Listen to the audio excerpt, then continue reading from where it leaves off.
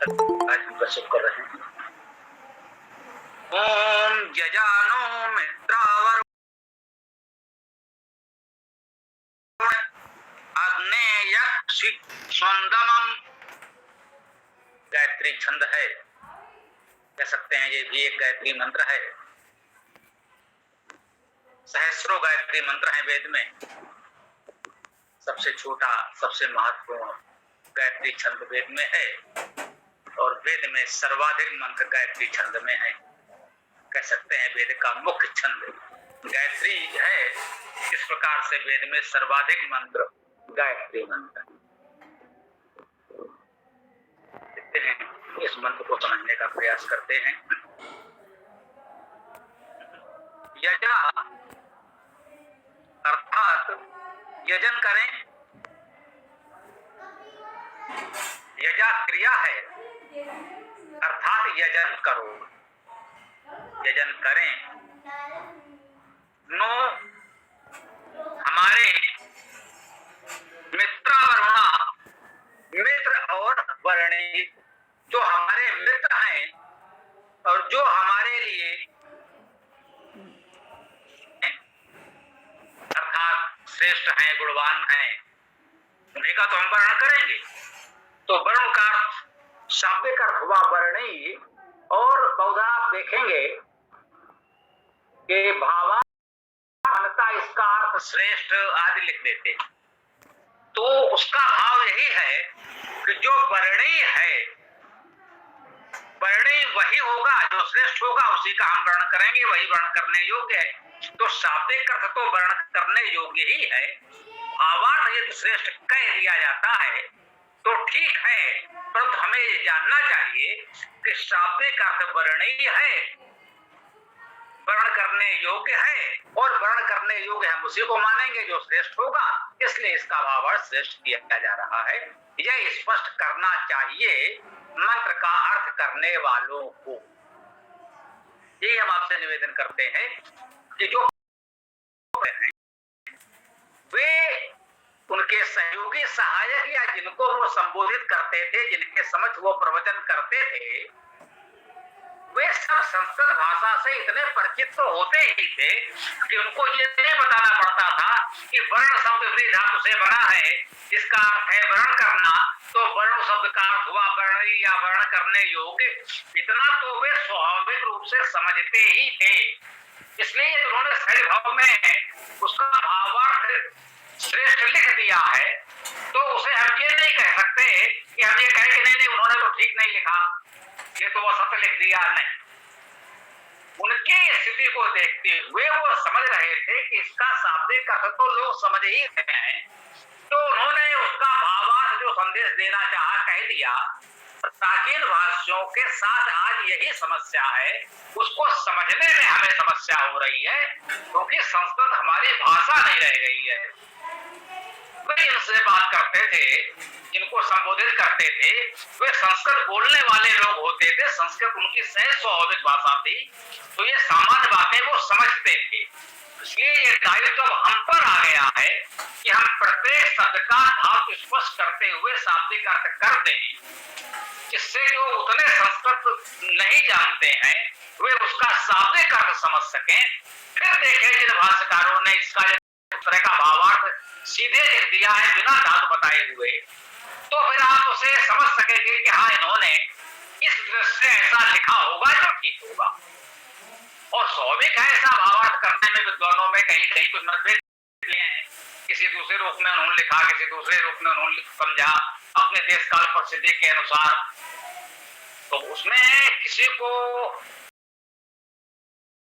कहे कि ये ठीक है ये नहीं है, ऐसी भावना नहीं होनी चाहिए। ये माने वो सभी महान विद्वान थे और उन्होंने अपने समय में अच्छा कार्य किया है, जिससे वेद का अर्थ वेद हम तक पहुंच पाया। हम उन सबके आभारी हैं। ऐसी बातें हैं जो आज हमको ठीक नहीं लगती हैं, उसके लिए उनके देश काल परिस्थिति को उत्तरदायी माना जाना चाहिए। हमें समझना चाहिए वो जिस समय जिस समाज में रह रहे थे उस समय के अनुसार उनको कार्य करना पड़ा। हम आज इस स्वतंत्र लोकतांत्रिक राष्ट्र में रह रहे हैं, तो हम उस दृष्टि से निष्पक्ष बात अपनी कह पा रहे हैं। अब उसमें राजाओं का आश्रय और अनेक प्रकार के सामाजिक दबाव, वो सब समस्याएं भी थी उन लोगों के सामने। तो इसका हम ध्यान रखें, थोड़ा सा निवेदन किया इस विषय में। मित्रावरुणा, मित्र और वरुण, मित्रावरुणा द्विवचन में है, ये वैदिक भाषा में द्विवचन है। संस्कृत में मित्रा वरुणो होता, उसे वरुणो होना चाहिए और स्वर होना चाहिए। इसमें मित्रा वरुणा है, यह वैदिक भाषा में होता है, संस्कृत में नहीं होता। जो हम आपको निरंतर बता रहे हैं कि वैदिक भाषा मूल प्राचीन भाषा है और संस्कृत भाषा उसी से अपभ्रंश होकर बनी है। प्रथम अपभ्रंश आप संस्कृत को कह सकते हैं, उसके पश्चात पाली, प्राकृत, फारसी आदि उसी वैदिक भाषा के अपभ्रंश हैं, ऐसा हमें जानना चाहिए। तो यजानो मित्रावरुणा, नो हमारे लिए भी इसका अर्थ होता है, कह सकते हैं हमारे लिए मित्र और वरुण यजन करें। यजन करने का अर्थ हम लोग जानते हैं, देव पूजा, संगति दान करना। जो हमारे मित्र हैं, जो हमारे वर्णीय हैं, जो हमारे आदरणीय हैं, आज की भाषा में कह लें, जो वरुण कहा जा रहा है, वरेण्यम कहा जा रहा है, उस वरुण और वरेण्यम को आज के शब्दावली में आप चाहें तो हमारे लिए आदरणीय ऐसा भी कह सकते हैं। उन्हीं के लिए वो शब्द प्रयुक्त हुआ है। ये भी उसका एक भावार्थ, शब्दार्थ नहीं हुआ। शब्दार्थ तो हो गया वर्णीय, वर्ण करने योग्य। अब जैसे किसी ने लिख दिया श्रेष्ठ, या अभी हमने आपको बताया कि जैसे इस समय हम लोग कहते हैं आदरणीय, तो आदरणीय कौन होगा? जिसको हम अपने से श्रेष्ठ मानते हैं, बड़ा मानते हैं, उन्हीं को तो हम आदरणीय कहेंगे। तो वही जैसे वेद में शब्द प्रयुक्त हुआ वरुण या वरेण्यम, उसका अर्थ हुआ वर्णीय, वर्ण करने योग्य, वैसे ही आदरणीय, आदर करने योग्य। तो भाव तो एक ही हो गया। तो उस अर्थ में हमें देखना चाहिए। तो जो हमारे मित्र हैं, वर्णीय हैं, वे हमारे लिए यजन करें, देव पूजन, संगति और दान करें। वे समर्थ है तभी वर्णीय हैं। वे हमारे मित्र हैं तो स्वाभाविक है, हमारे अपने हैं, हमारे शुभचिंतक हैं, हितचिंतक हैं, तभी वो हमारे मित्र हैं। तो वे हमारे लिए देव पूजन करें, तो प्रकृति का संरक्षण करना है, उसके लिए सहयोग करें, कार्य करें। जो समाज के विद्वान तेजस्वी देवजन हैं, उनका सेवा सत्कार सहयोग करें, अच्छे कार्य के लिए लोगों को संगठित करें, और जो कुछ उनके पास है, हमारे पास है, हम अच्छे कार्य के लिए उसका दान करें। ये यजन हुआ। तो हम लोग इस प्रकार का यजन करें, हमारे मित्र, हमारे वर्णीय, आदरणीय लोग इस प्रकार से हमारे लिए यजन करें। और यजा देवान, यजन करें देवान, देवों को, ऋतम बृहत, देवों को यजन करें। यजन किसको करें? देवों को करें, दुष्टों को नहीं। यद्यपि यजन शब्द में सामान्यता जो यज धातु है उसमें देव पूजा ही कहा जा रहा है। तो स्पष्ट है, पूजा तो हम देव की ही करेंगे, किसी अदेव की, दुष्ट की पूजा तो नहीं करेंगे। फिर भी यहाँ कह दिया गया देवान, देवों का यजन करें, क्योंकि इसमें यजन में संगठन का भाव भी है और दान करने का भाव भी है। तो संगठन तो अपराधियों का भी होता है, ये डाकुओं के गिरोह हैं, आप देखते हैं अनेक संगठित अपराध होते हैं, अपराधियों के संगठन होते हैं। तो उस संगठन को तो हम यजन में नहीं मान सकते। जो दुष्टों के, अपराधियों के संगठन हैं, वो यजन में, यज धातु के संगठन में नहीं ग्रहण करते। दान करना, लोग बहुत से अंधविश्वासों में फंसा करके आपको अनेक प्रकार से भयभीत करके कथित रूप से दान ले जाते हैं, उसे तो एक प्रकार से ठगी ही कह सकते हैं। आपका राहु शनि इधर बकरी हो रहा है, आपका यह हित हो जाएगा, तो भैया हमको इतना दान करो, हम इसका इस तरह का पूजन उपचार करा देंगे, तो आप से बच जाएंगे। अब आपको भयभीत कर करके उन्होंने इतना आपसे धन ऐंठ लिया, जिसे हम ठगी कहते हैं, लेकिन वो उसे दान कहकर ले जाते हैं। तो इसलिए कहा गया देवान, यजा देवान, देवों का ही यजन करें। जो भी आपको संगत करना है, संगठन करना है, देवों का करें, जो दान करना है वो देवों का करें, जो पूजा सत्कार सम्मान करना है वो देवों का करें। इन दुष्टों का, ठगों का, पाखंडियों का, अंधविश्वासियों का न करें। जो समाज में पाखंड अंधविश्वास फैला रहे हैं, ये पाखंड और अंधविश्वास फैलाने वाले इन ठग बाबाओं का यजन न करें, उनका संगठन दान न करें, उनका कोई पूजन सेवा सत्कार न करें। ये स्पष्ट है ये कहने में कि यजा देवान, देवों का ही यजन करें, इन दुष्टों का, ठगों का, पाखंडियों का नहीं। ऋतम बृहत, और यजन किसका करना है? ऋत का करना है। ऋत हम लोग समझ चुके हैं, जो प्रकृति के संचालन के मूलभूत नियम हैं वे ऋत हैं। ये ऋत की व्यवस्था बनी रहे, प्रकृति का संतुलन बना रहे, इसके लिए हम यजन करें। ऐसा कोई कार्य न करें जिससे प्रकृति में प्रदूषण बढ़े, प्रकृति का संतुलन बिगड़े। तो ऋत की व्यवस्था बनी रहे। ऋत तो वास्तव में प्रकृति संचालन के वो ही कहते हैं, परंतु व्यवहारिक रूप में ऋषियों ने ऋत उसे भी मान लिया है। व्यवहारिक रूप से वो अकाट नहीं है, अपरिवर्तनीय नहीं है। विशेष परिस्थिति में आप उसमें छूट ले सकते हैं। कह सकते हैं वेद के अनुकूल जो समाज के संचालन की व्यवस्था बनाई गई उसे भी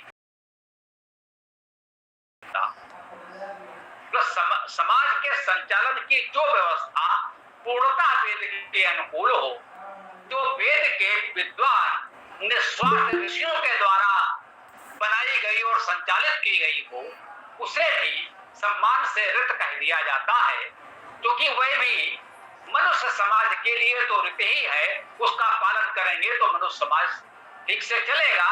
परंतु इसमें यहाँ ये स्पष्ट है कि प्रकृति के संचालन के जो नियम हैं वो ईश्वर द्वारा बनाए गए हैं, ईश्वर के द्वारा संचालित हैं, उनमें कभी कोई परिवर्तन संभव ही नहीं है। और ये नियम जितने भी अच्छे हैं मनुष्य ने मनुष्य के लिए बनाए हैं, तो मनुष्य उसका उल्लंघन कर सकता है।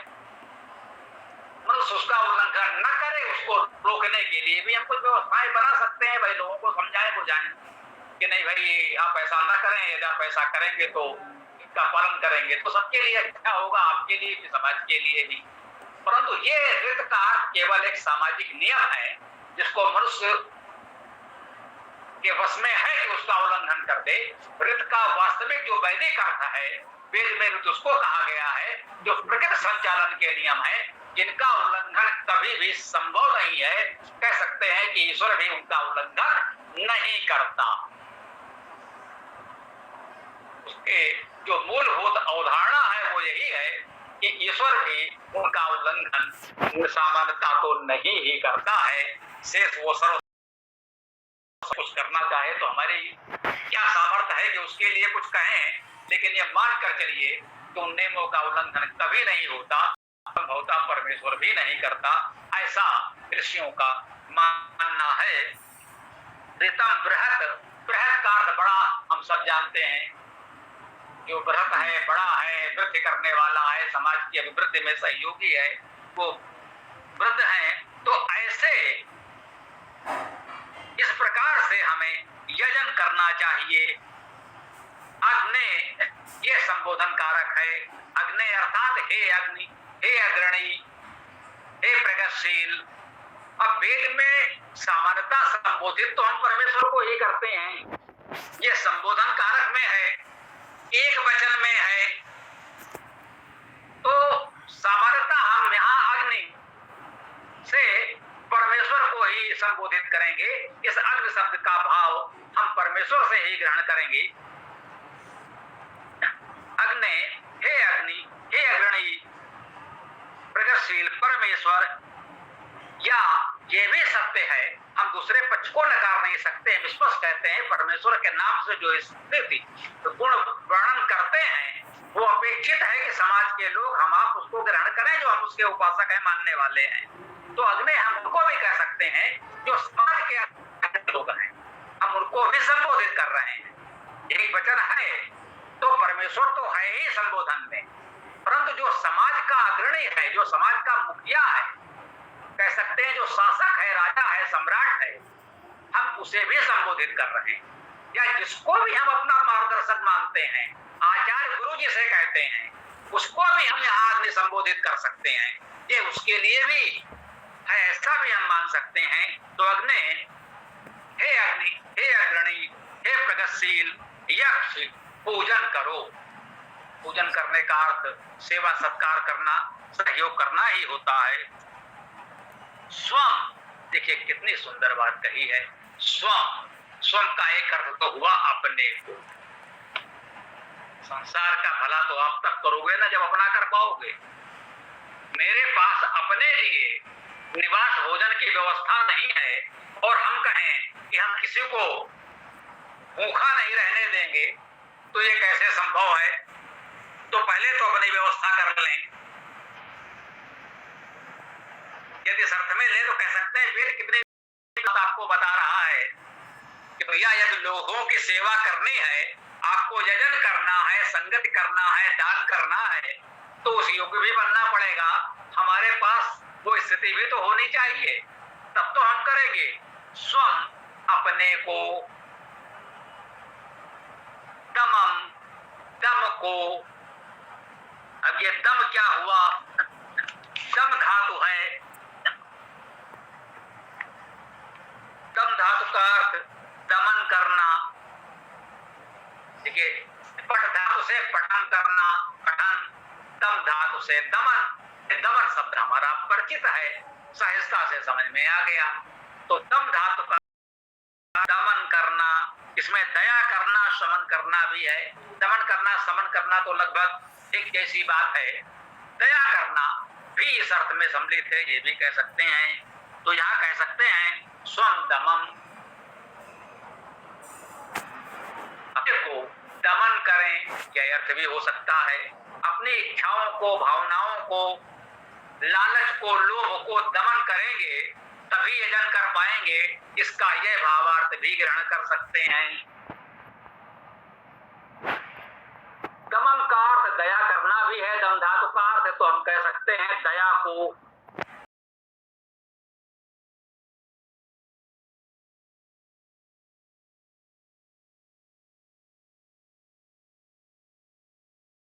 कि वेद मंत्रों के अनेक अर्थ हो सकते हैं, अनंत अर्थ हो सकते हैं।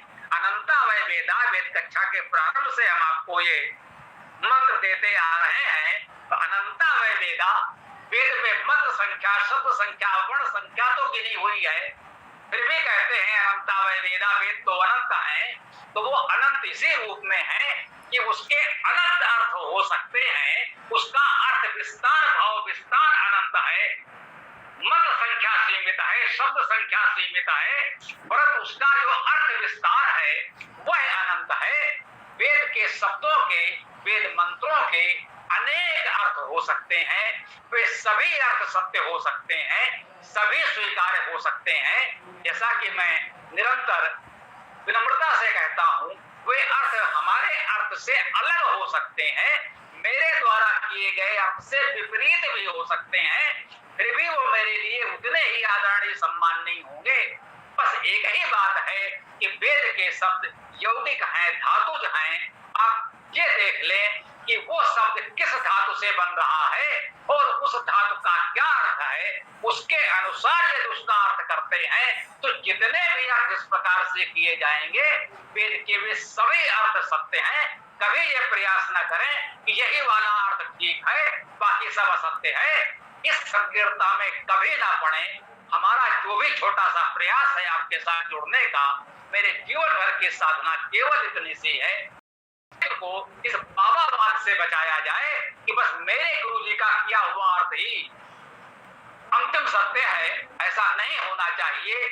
वेद का महत्व तब है जब करोड़ों लोग वेद को पढ़ें और इस धातु अर्थ के सिद्धांत के अनुसार स्वयं उसके अलग अलग अनेक अनेक अर्थ करें। बहुत से लोग ऐसे हो जाएं जो मुझसे अच्छा अर्थ भाष्य करने, मेरे जीवन की साधना तपस्या की सफलता यहां पर है, मैं इसे अपनी सफलता नहीं मानता कि मेरे किए हुए अर्थ को सब लोग पढ़ें और कहें बस स्वामी शरण जी का किया हुआ अर्थ सबसे अच्छा है। ये मेरी सफलता नहीं है। मेरे जीवन भर की साधना तब सफल होगी जब वेद के अर्थ करने के मूल सिद्धांत को स्वीकार करके कि वेद के अर्थ यौगिक हैं, धातुज हैं, उस धातुज अर्थ को प्रमाण मानते हुए करोड़ों लोग अलग अलग सही अर्थ करेंगे